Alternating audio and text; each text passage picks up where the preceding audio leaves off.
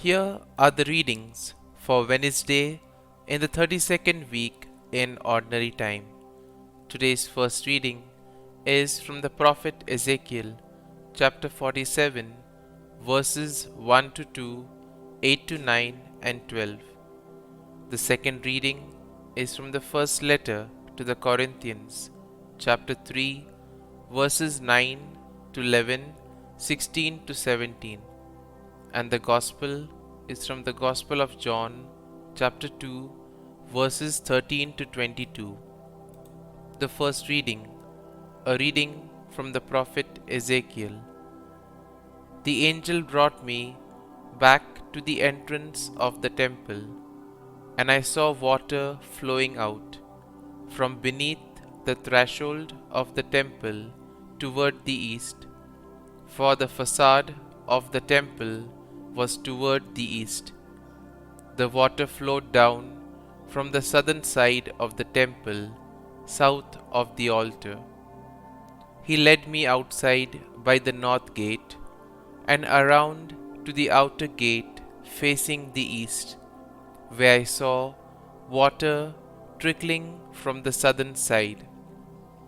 He said to me, "This water flows into the eastern district down upon the Arabah and empties into the sea, the salt waters which makes it fresh.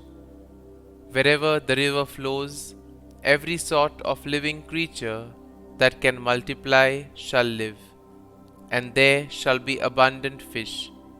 For wherever this water comes, the sea shall be made fresh.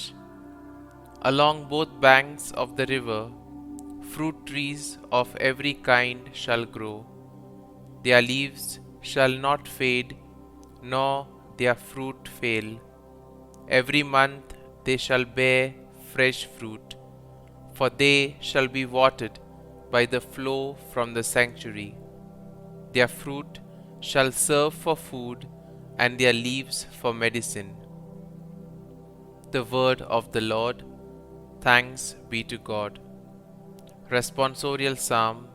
Our response shall be, "The waters of the river gladden the city of God, the holy dwelling of the Most High." God is our refuge and our strength, an ever-present help in distress. Therefore we fear not, though the earth be shaken, and mountains plunge into the depths of the sea. Response. The waters of the river gladden the city of God, the holy dwelling of the Most High. There is a stream whose runlets gladden the city of God, the holy dwelling of the Most High. God is in its midst, it shall not be disturbed. God will help it at the break of the dawn. Response. The waters of the river gladden the city of God, the holy dwelling of the Most High. The Lord of hosts is with us. Our stronghold is the God of Jacob. Come, behold the deeds of the Lord, the astounding things he has wrought on earth. Response. The waters of the river gladden the city of God, the holy dwelling of the Most High. The second reading, a reading from the first letter to the Corinthians.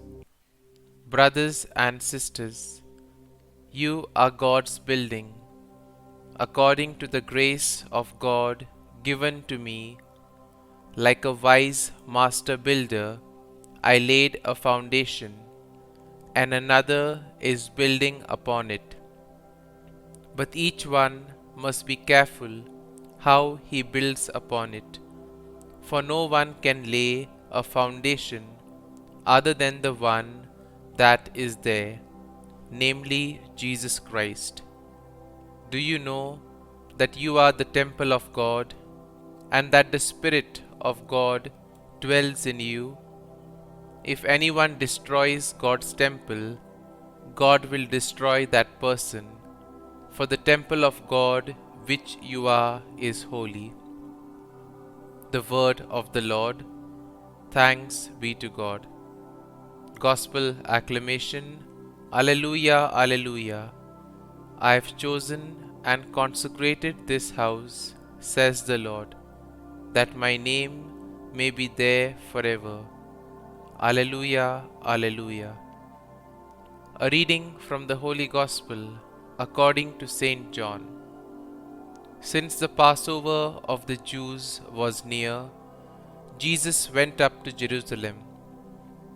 He found in the temple area those who sold oxen, sheep, and doves, as well as the money changers, seated there. He made a whip out of cords and drove them all out of the temple area with the sheep and oxen, and spilled the coins of the money changers, and overturned their tables. And to those who sold doves he said, "Take these out of here, and stop making my Father's house a marketplace." His disciples recalled the words of Scripture, "Zeal for your house will consume me." At this, the Jews answered and said to him, "What sign can you show us for doing this?" Jesus answered and said to them, "Destroy this temple, and in 3 days I will raise it up." The Jews said, "This temple has been under construction for 46 years, and you will raise it up in 3 days?